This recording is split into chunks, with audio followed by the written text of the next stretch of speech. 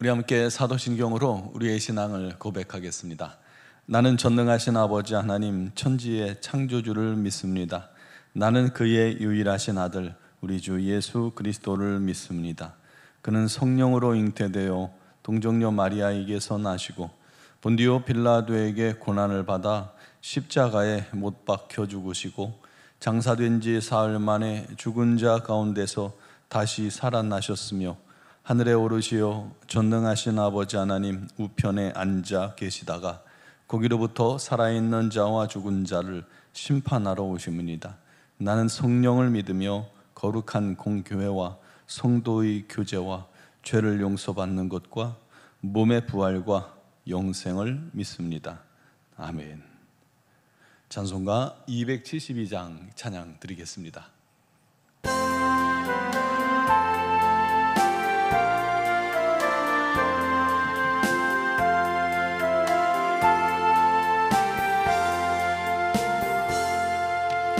고통의 멍에 벗으려고 예수께로 나갑니다. 자유와 기쁨 베푸시는 주께로 갑니다. 병든 내 몸이 튼튼하고 빈궁한 삶이 부해지며 죄악을 벗어버리려고 주께로 갑니다. 낭패와 실망 당한 뒤에 예수께로 나갑니다.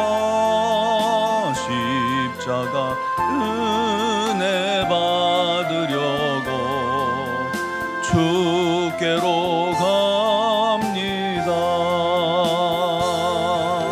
슬프던 마음 위로받고 이 생의 풍파 잔잔하며 영광의 찬송 부르려고 주께로 갑니다. 교만한 마음을 보내버리고 예수께로 나갑니다. 복되신 말씀 따르려고 주께로 갑니다. 실망한 이 몸 힘을 얻고 예수의 크신 사랑 받아 하늘의 기쁨 맛보려고 주께로 갑니다. 죽음의 길을 벗어나서 예수께로 나갑니다. 영원한 집을 바라보고 주께로 갑니다. 멸망의 포구해어 나와 평화의 나라 다다라서 영광의 조를 배우려고 주께로 갑니다. 아멘. 오늘 주신 말씀은 이사야서 50장 1절로 3절 말씀입니다. 이사야 50장 1절로 3절을 봉독하겠습니다. 나 여호와가 이같이 말하노라. 내가 너희의 어미를 내보낸 이혼 증서가 어디 있느냐? 내가 어느 체주에게 너희를 팔았느냐? 보라, 너희는 너희의 죄악으로 말미암아 팔렸고 너희의 어미는 너희의 배역함으로 말미암아 내보냄을 받았느니라. 내가 왔어도 사람이 없었으며 내가 불러도 대답하는 자가 없었으면 어찌 됨이냐. 내 손이 어찌 짧아 구속하지 못하겠느냐. 내게 어찌 건질 능력이 없겠느냐. 보라, 내가 꾸짖어 바다를 마르게 하며 강들을 사막이 되게 하며 물이 없어졌으므로 그 물고기들이 악취를 내며 갈아여 죽으리라. 내가 흑암으로 하늘을 입히며 굵은 배로 덮느니라. 아멘. 한 병원 선교단체의 간증 모임에서 나온 이야기입니다. 경기도 한 종합병원의 40대 초반의 간호사는 아주 신실한 크리스찬이었고 그가 대학 다닐 때도 선교 동아리에서 헌신하던 사람입니다. 교회 청년과 결혼했고 아이 둘을 낳고 하나님의 은혜 가운데 감사하며 잘 살았습니다. 그런데 둘째 아이가 희귀병 진단을 받게 된 겁니다. 치료에도 불구하고 매주 치료에도 불구하고 아이는 점점 더 악화되었습니다. 엄마는 철야하고 금식기도 하면서 하나님께 온전히 매달렸지만 아이는 끝내 바람도 또 믿음도 무색하게 하나님께로 떠났습니다. 그날 그녀는 아이와 함께 같이 하나님을 떠나버렸습니다. 찬송 소리만 들어도 눈물이 났고 하나님은 선하시다 누가 이야기하면 화가 났다고 합니다. 아니, 하나님이 살아계시다면 애가 무슨 죄가 있다고 그렇게 합니까?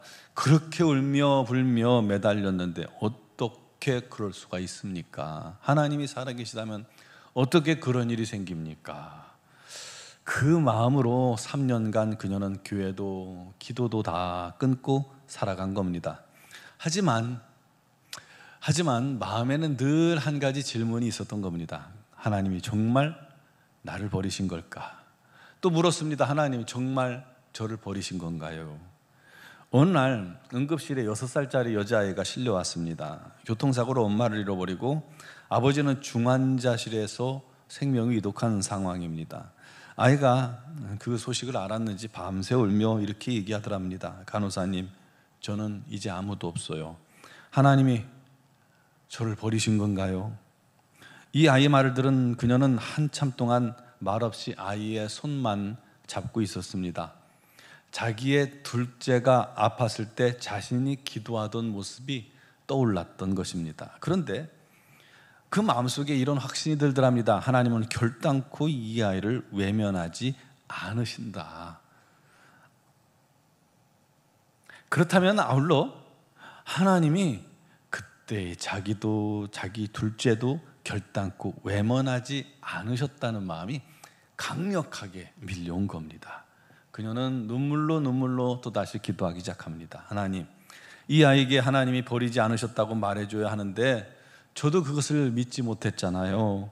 용서해 주세요. 그러나 이제 알겠어요. 하나님은 한 번도 저를 떠난 적 없으셨다는 것을 말이죠. 그녀는 주께로 돌아왔습니다. 지금은 슬픔을 겪는 가족들을 위로하는 그리고 기도해주는 사역을 병원에서 하고 있다고 합니다. 우리 주변에, 아니 우리 자신조차도 감당하기 힘든 고난이 닥쳐왔을 때 한 번쯤 하나님께 그런 질문 던지지 않으십니까?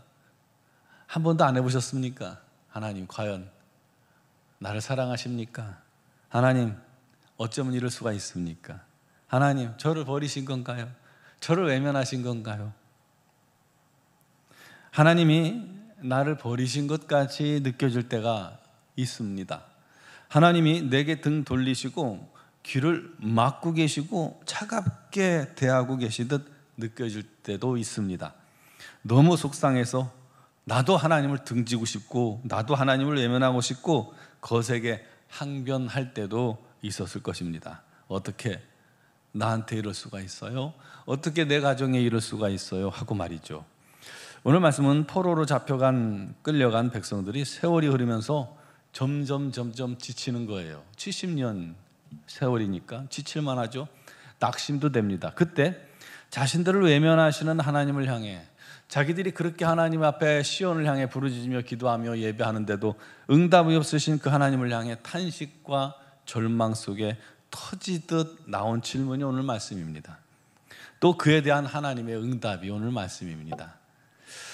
그뿐 아니라 하나님은 오늘도 슬픔에 잠기고 낙심에 있고 기도에 응답하지 않으시는 하나님께 실망한 우리들에게도 여전히 이렇게 말씀하고 계십니다. 1절에 보니까 나 여호와가 말하노라 내가 너희 어미를 내보낸 이혼 증서가 있느냐? 내가 어느 체주에게 너희를 팔았더냐? 보라 너희는 너희 죄로 말미암아 팔렸고 너희 어미는 너희의 배역함으로 말미암아 내보냄을 받았느니라. 백성들의 서운함과 배신감 앞에서 내가 언제 이혼 증서를 써주고 너희를 내보냈냐라고 말하는 거예요. 당시 남편이 아내를 떠날 때 주는 문서, 이혼 증서입니다. 하나님께서 말씀하시는 겁니다. 이혼 증서가 없지 않느냐? 내가 버린 적이 없기 때문이야. 내가 너희를 떠났다고 그럴 리가 있냐? 내가 버린 게 아니라 너희들이 죄 때문에 스스로 떠난 것 아니냐? 너희들이 나를 버리고 배신했기 때문에 멀어진 거야 라고 말씀하시는 겁니다. 사랑하는 성도 여러분, 우리 하나님은 신실하신 분입니다. 우리를 결단코 떠나지 않으시고 버리지 않기로 약속해 주셨습니다. 그 약속은 신실하게 지켜집니다. 우리들이 문제예요. 우리들이 문제예요. 우리가 죄 가운데 거하고 우리가 교만 가운데 탐심 가운데 거하고 우리가 내가 스스로 주인 노릇하면서 우리 스스로가 하나님을 외면한 거예요. 하나님은 떠나지 않으셨습니다. 내가 문제예요. 내가 하나님을 향해 벽을 쌓고 내가 하나님을 외면하고 내가 하나님께로부터 스스로 멀어져 내가 힘들고 어려운 일을 겪으면서 괜히 하나님께 투덜대고 하나님이 계시면 이런 일이 생기냐 안 생기냐 그러고 있지 않습니까? 내가 원인을 제공하고 말이죠. 백성들에게 하나님께서 이렇게 말씀하셨습니다. 얘들아, 내가 너에게 왔어도 사람도 없었고 내가 불러도 대답도 없지 않았느냐? 설마 내 손이 짧아 너희를 구원하지 못했겠니? 내가 너희를 건질 능력이 없어서 그랬겠니? 나는 바다를 꾸짖어 말리고 강을 사막 되게 하고 물을 말려 물고기들을 죽게 하고 흑암으로 하늘을 덮으며 굵은 배로 덮을 수 있는 능력이 내게 있지 않느냐? 하나님께서 또 말씀하십니다. 너희는 나를 버리고 떠났다. 하지만 나는 너희를 기억한다. 너희는 기도하지 않았지만 나는 너희를 기다린다. 너희는 나를 의심하지만 나는 너희를 구원하신 전능한 하나님이다.